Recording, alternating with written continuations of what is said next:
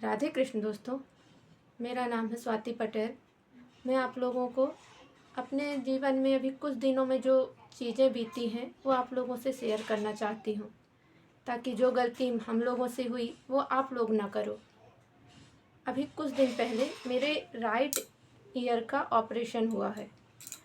तो मेरे right year में प्रॉब्लम थी कि उसमें पर्दे में छोटा छेद था, तो उसमें से पानी निकलता था। तो मैंने पहले भी बहुत इलाज करवाया, तो वो जब तक इलाज चलता था तब तक मेरा कान ठीक रहता था। जैसे ही इलाज बंद हुआ कुछ समय बाद वो वापस से बहने लगता था। तो हमने सोचा कि चलो बार बार परेशान होने से अच्छा है कि हम एक बार ऑपरेशन ही करवा लेते हैं। तो हम जहाँ यहाँ रहते हैं, यहाँ के एक बहुत बड़े हॉस्पिटल में हमने ऑपरेशन कराने का सोचा, क्योंकि इसके पापा जो कंपनी में जॉब करते हैं वहाँ का हमारा इंश्योरेंस था। तो जो इंश्योरेंस था वो भी 3.5 लाख का था। तो हमें लगा 3.5 लाख तक के में तो ऑपरेशन आराम से हो जाएगा।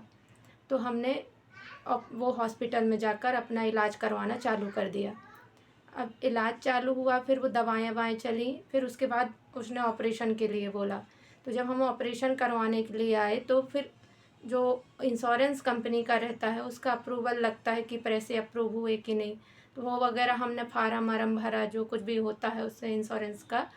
फिर उसमें से हमें पैसे लगने थे 2 लाख रुपए, तो उसमें से 1,22,000 रुपये आ गए थे। तो बाकी पैसे उसमें लिखा कि बाद में आ जाएंगे। तो हमें लगा कि 1,22,000 तो आ गए हैं, और जो बाकी है थोड़े बहुत जो बाद में आ जाएंगे, और 20-30 हज़ार जो लगेगा वो हम लगा देंगे। इसलिए हमने वो बड़े हॉस्पिटल में वहाँ पे अपना इलाज चालू किया था, क्योंकि हमारा इंश्योरेंस था करके। तो फिर हमने अपना जब ऑपरेशन हुआ उसके पहले ही अप्रूव आ गया था 1,22,000 का। तो हमने ऑपरेशन अपना करवा लिया हॉस्पिटल में। अब जब हम वहाँ रुके, एक दिन हमें वहाँ रुकना था ऑपरेशन के बाद, जो वहाँ रूल होता है ऑपरेशन के बाद का इंश्योरेंस का। तो दूसरे दिन जब हमारा छुट्टी करवाने का था, तो फिर वो पूरे जो पैसे ऐसे होते हैं सब जमा होने के बाद वहाँ छुट्टी होती है। तो इंश्योरेंस का जो है वो पूरा पैसे ही नहीं आ रहे थे उसमें, तो पूरा क्लियर करवाने में सब में बहुत टाइम लग गया। तो जब हमें बाद में पता चला कि जो इंश्योरेंस के पैसे थे, जो 1,22,000 आए थे, वो भी रिटर्न हो गए थे, और बाकी पैसे भी हमें नहीं मिल रहे थे। तो हमने जब पूछा कि ऐसा क्या हुआ कि हमें बाकी पैसे नहीं मिल रहे हैं, तो फिर बाद में पता चला कि आप लोगों ने रूम ज़्यादा का ले लिया है। उसमें लिखा था कि शायद कि 5,000 तक का रूम ही तुम ले सकते हो, और वहाँ जो हॉस्पिटल था वहाँ पे 15,000 का रूम था। जो सिंगल बेड वाला रूम था सेपरेट, वो 15,000 का था, और जो कॉमन रूम थे वो 10,000 के थे।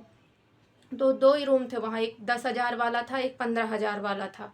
तो हमने वहाँ जो इंश्योरेंस था उसमें था कि वो आप लोग 5,000 तक का रूम ले सकते हो। तो हमें बोला गया कि आप लोगों ने ज़्यादा का रूम ले लिया, इसलिए आपको पैसे इतने पूरे नहीं मिलेंगे। तो सिर्फ हमें उसमें से 48,000 रुपये ही मिले, जबकि पूरा खर्चा हमारा 2 लाख रुपए का आया था। तो ऊपर से हमें जब छुट्टी का टाइम हुआ तो हमें पूरा 1.5 लाख रुपए अपने से देना पड़ा। अब एक मिडिल क्लास के लिए 1.5 लाख रुपए की क्या अहमियत होती है वो आप सब लोग समझ सकते हो, कि एक एक रुपए कैसे जोड़ते हैं, कितनी बचत करना पड़ता है, तब वो 1 लाख रुपए या 50,000 60,000 रुपए भी हम जोड़ पाते हैं। तो ये सब चीज़ें जब हमें पहले से पता नहीं थी, ना ही हमें फॉर्म भरते समय या फिर जो काउंटर में जो हॉस्पिटल में रहते उन्होंने बताया कि आपको 5,000 तक का रूम ले सकते हो, ना इंश्योरेंस कंपनी में, ना हमें भी इतना पता नॉलेज नहीं थी कि हमें किस तरह मतलब और क्या पूछना चाहिए हमें करके। तो हमने इसके पहले भी एक बार इंश्योरेंस से इलाज करवाया था, तो उसमें से 3-4 हज़ार रुपये कम आए थे, बाकी पूरा इलाज हो गया था। पर यहाँ ये हॉस्पिटल में 15,000 तक के ही रूम थे, 15 और 10,000 का। तो हमने अपना इलाज चालू कर लिया था, वो उसमें बताया भी नहीं गया कि आप 5,000 तक का ही रूम ले सकते हो करके। अब इलाज करवा लिया, अब जब तक वो पैसे नहीं जमा होने थे तब तक छुट्टी नहीं होनी थी। तो मजबूरी में हमें जहाँ तहाँ से हम लेके अपना पैसे वहाँ जमा किए, उसके बाद वहाँ छुट्टी कराए, और उसके बाद फिर घर आए। तो ये वीडियो बनाने का मेरा उद्देश्य यही है कि जो चीज़ें हमारे साथ बीती वो आप लोगों के साथ ना बीते। कभी आप इंश्योरेंस भी लें तो ये चीज़ें, यदि इलाज करवाना हो या आपका ऑपरेशन होता है, तो ये चीज़ें पक्की पूरी चीज़ें पता कर लें कि आप कितने तक का रूम ले सकते हैं, कितने पैसे आ रहे हैं, पूरा आ जाए, सब चीज़ें जितनी जो जानकारियाँ इंश्योरेंस से संबंधित, तो वो सब चीज़ें पहले पता कर लें, उसके बाद अपना इलाज करवाएं। क्योंकि जो गलती हमने की, हमने लगा कि शायद जितना रूम 15,000 का है, तो जैसे 15,000 10,000 का रूम है तो ये उसमें कवर हो जाता होगा शायद। तो हमने इसे पता ही नहीं किया कि 5,000 तक का रूम आता है, इससे ऊपर नहीं आता। तो ये सब चीज़ें जो हैं, अगर आप लोग भी इंश्योरेंस कंपनी से इंश्योरेंस लेते हैं तो और इलाज करवाते हैं तो ये सब चीज़ें एक एक छोटी छोटी चीज़ें पता कर लीजिए, क्योंकि अभी तो हमने जैसे तैसे अपने पैसे भर दिए और इलाज करवा लिए, पर कई बार कई लोगों की कंडीशन ऐसी हो जाती है कि उनके लिए 10,000 रुपये भी जमा करना मुश्किल हो जाता है। हमारे लिए भी बहुत मुश्किल था, हमने जैसे तैसे यहाँ वहाँ से करके और वो पैसे जमा किए हैं। और उसके बाद भी हमारी सिचुएशन, जब हमने 1.5 लाख रुपए दिए हैं तो हमारी जो सिचुएशन थी हम बता नहीं सकते आप लोगों को, कि 1.5 लाख रुपए देने के बाद हम 2-3 दिन तक हमारी मानसिक स्थिति भी खराब, क्योंकि 1.5 लाख एक मिडिल क्लास परिवार के लिए कितन क्या अहमियत रखता है वो आप लोग समझ सकते हैं।